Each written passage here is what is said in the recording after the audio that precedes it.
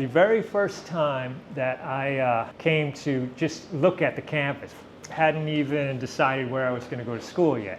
But I came here, it was a beautiful sunny day. I was walking around the campus like, oh, this place is great. It felt very like home, you know? But I saw this poster, it said PB Finnan's, which is the upstairs of the Monopole. Scratch your head and wonder, and I was like, okay, first of all, awesome name. Second of all, there's a live music venue. This is where I'm going. So it literally, I learned about the Monopole, my college not even college orientation, just checking out colleges. To me, it was like a central hub for everything. I met so many people. It was a time to be creative in my 20s when I was like, you're learning about the world and absorbing and everything. I don't have a great long-term memory, but like as soon as I walked in here, and even sometimes when I think about the music, I think about the people and everything, it just all comes back. So Seapods to me it's like in here, it's like a central focus for all of that. The stairs were actually better they were actually a little wider than I remembered. In my head, I had these little tiny narrow stairs. So I was like, oh, this isn't so bad. I've done so many gigs. I would put this in the top 20 worst load-ins, but not even the worst. And these were my first gigs as an adult. I mean, I had done a few gigs. My first gig here, I was 20. I was 20 years old. So, these were my first real bar gigs. So I just kind of thought this is what load-ins were, and doing it again just, felt good. Seapods, I joined in 1990. And the Monopole was our home base for years and years, no matter where we were. Our whole run, no matter where we were, we could be in Colorado, we could be in Oregon, we could be in Iowa. Somebody would come up to us and be like, yeah, I used to see you guys at the Monopole. The antennas just spread everywhere.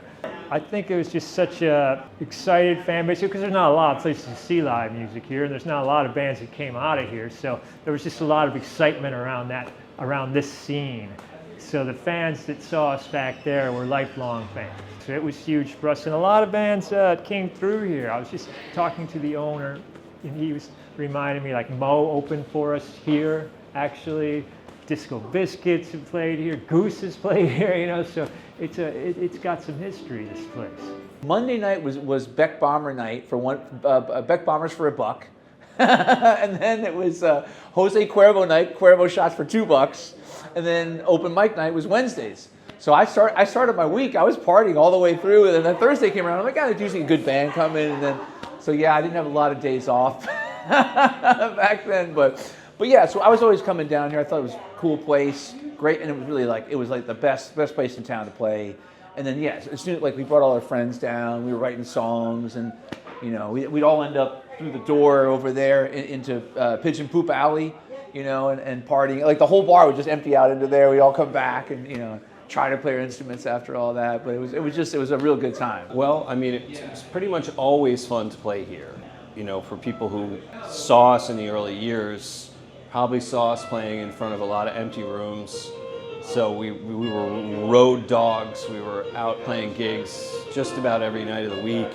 And had to just grind it out to develop an audience in various markets. But so we could always come back to the Monopole. We'd go out and just sweat and bleed, and sometimes get demoralized.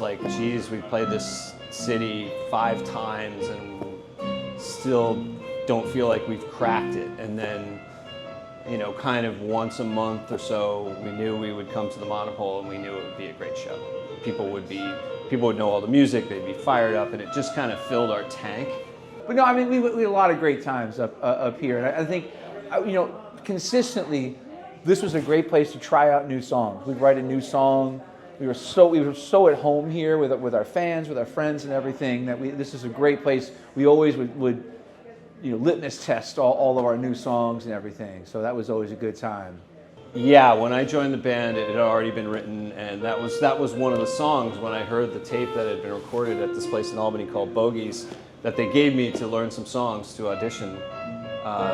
Leaving the Monopole was on there, and that was one of the tunes where I was like, this is really great. It's a great song with a great structure, very catchy, and the harmonized guitar part is so awesome, and Max's lyrics are great, and then there's this really awesome jam, and I like that a lot, that there are songs that we had when I joined and songs that we wrote over the years that allowed us to improvise and jam, but we could also do tunes that had an actual structure.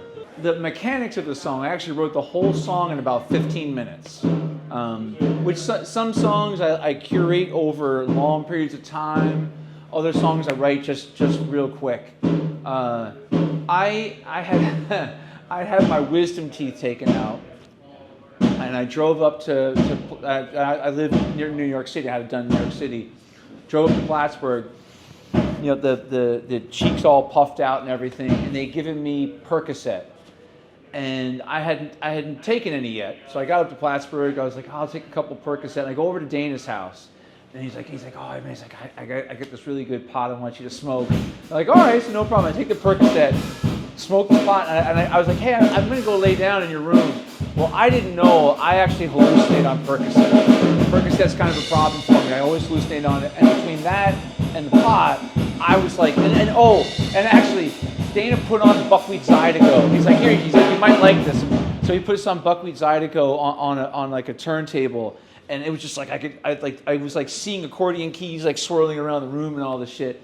And then so then eventually it was just so much chaos between all of that going on, Buckwheat Zydeco, hallucinating all this shit. So I fell asleep eventually, and when I woke up, I had this like sense of calm. And Dana had, and the first sight I saw was Dana's acoustic guitar sitting across the room.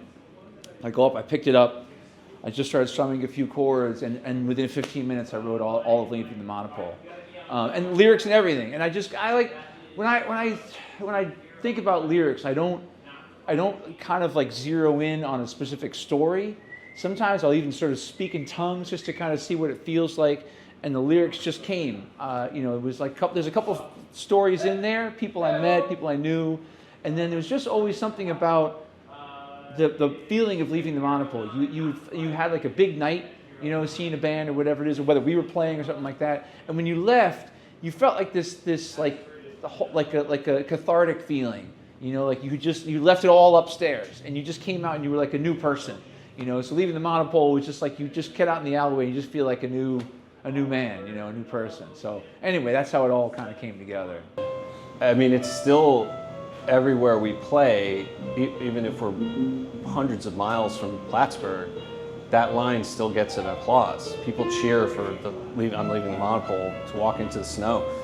So I imagine it's going to be pretty, I imagine it's going to be pretty crazy. It's going to be alive.